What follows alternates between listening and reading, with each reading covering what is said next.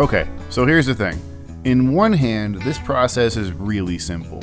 You have your substrate, you have your hardscape, you have your planting, and then you add your critters. But there were a few hurdles on this process that I want to go over. First and foremost is the most annoying step. You have to test your tank. So I filled it up, I made sure over a period of time there were no leaks, and then I drained it. And then here I'm adding my fertilizing layer of substrate. Again, I will link to MD tanks or aquatics, I forget. But either way, he's the man. He's the leader in this industry, in my opinion. And I will link to his channel about why. But basically, it's just fertilizer for your plants. Most people will shy away from it because they think it'll cloud the water, which it does. But the cloudiness will settle and your plants will thrive. My next layer is, of course, usually and always Fluval Biostratum. It's easy, it's tried and true. All the people at the pet store agree that it's the best. Not that matters, because people at the pet store also told me that I can't put snails in with my Betta, which I think is ridiculous. With the fertilizing layer, I kept it towards the middle and to the right because that's where most of my bigger plants are going to be. And then the biostratum I just put all in the middle. Now, after I took the biostratum away from the viewing area, I filled the edges with sand first, and then went to the middle and poured the sand in to fill out the gaps there. But, as you'll see in a second here, I poured too much, so I took some out.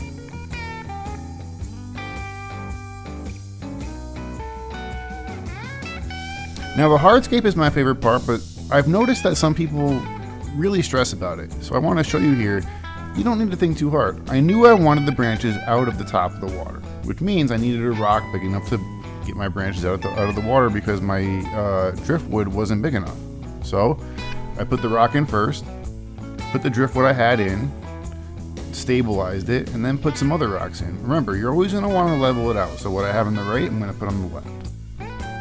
There was a big gaping hole in the front, and that's the main viewing area, so you have to put something there, but it's got to be small enough where you can still see the back. And as you can see here, I got a nice rock in the front that plants can grow on, and I got two big ones in the back that the branches can rest on. It took me a few minutes to figure out what I want on this left side. No branch seemed to fit, but it also couldn't be a gaping hole like that. So I kept playing and playing and playing and playing until finally I did find the perfect one, which you'll see in a second here. The only problem was trying to fit it in. Oh wait, that's still the me playing with it. That one was a disaster. I mean, it's too small, obviously. But here we go. So I put in this other claw to kind of counter the claw on the other side. And now we have two claws going in, and they kind of cancel each other out, and it makes it aesthetically pleasing.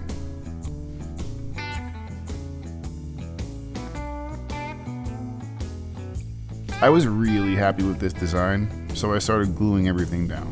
Now, super glue works really well, but sometimes you're gonna need an agent to activate it really fast, which I didn't have here, so I had to wait a really long time for some of these globs to cure, which is one of the mistakes. Mistake number one on the list is have the spraying agent, which I will link to in the notes, so it cures instantly, so you can keep working. Otherwise, you're going to be waylaid waiting for this stuff to cure. After the glue cured, my first plant is going to be Java Moss. Java Moss rocks. It can survive out of the water, thrives in the water. This is miniature dwarf hairgrass, and I had four mini plants like this. And I wound up taking another one from my beta bowl, which is my first YouTube video ever, and putting it on this left side over here, because you'll see the difference in the end result. It grows pretty tall, but not too tall where you can't see the back plants. I plant several Anubias in here because number one, Anubias is an easy plant. It doesn't require too much attention. Number two, you can plant Anubias as epiphytes into the branches, so they don't actually need the soil to grow. This is another Anubias that I wanted in the middle because it's bigger. And as you can see, I'm still learning how to use these freaking tongs. I don't know why, but the tongs give me so much trouble. It was easy with the grasses because they go right in. And this African fern here goes right in. But the Anubias and things with longer root systems, I have so much trouble getting them in there. I wind up having to use my hands every time.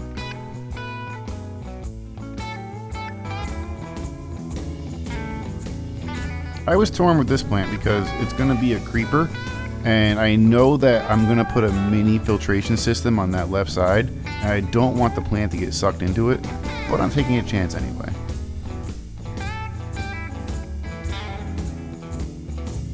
That plant right there on the left is Bacopa.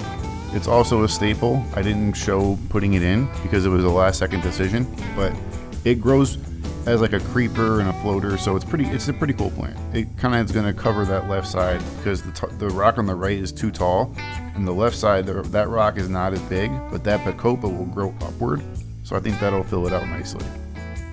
Now, I fast forwarded. I sped up this video 6 or 7 times to try to get this thing full. This is where mistake number 2.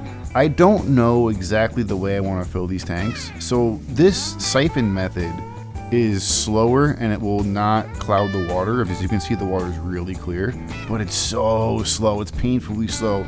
Every time I do it, I want to kill myself. But after filling it up and seeing it, I was pretty happy, but I didn't want just sand, so I added a bunch of gravel to the bottom because I think it looks cooler, and I added some floaters to the top. So this is where I veered off the path. The pet store told me that betas can't have anybody in the tank. The research I did online told me that they can. And I'm like, all right, who do I trust? So I decided I was going to experiment. I wanted something else in this tank, and I thought snails were the least invasive. So I put the snails in, and then I added Rainbow to his new tank. Now remember, Rainbow comes from a bull, a 3-gallon bull. This is a 10-gallon tank, so he's pretty happy. But I still wasn't happy. So I added some plants to the top. This is a small peace lily. I love the root system. It's going to grow in that entire right corner and create like a jungle environment, like almost like an Amazon environment right underneath.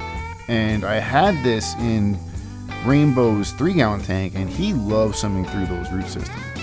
Nothing goes to waste. So I had to do a bunch of water changes, and again, that's a mistake number 3 that I'm going to attribute to the pet store, but I'll get into that later. But from the water changes, I take that water and I water all my other plants and other systems that I have because I didn't want to just chuck it out. It was treated water, valuable stuff really.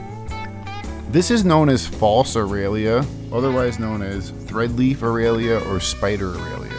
I've actually tested this already. It's a great plant for aquatics. I think it gives it a really natural look because it looks like a tree. So I used Akion tank starter for my first tank, the bull, and it worked well, but the pet store guy told me to use this new stuff, which I think made the water cloudy. That's mistake number 3. And we're nearing the end here, and you can see the water's still cloudy. I don't want to rush it. You could do a full water change or a half water change, but I wanted to get Rainbow in there and my snails.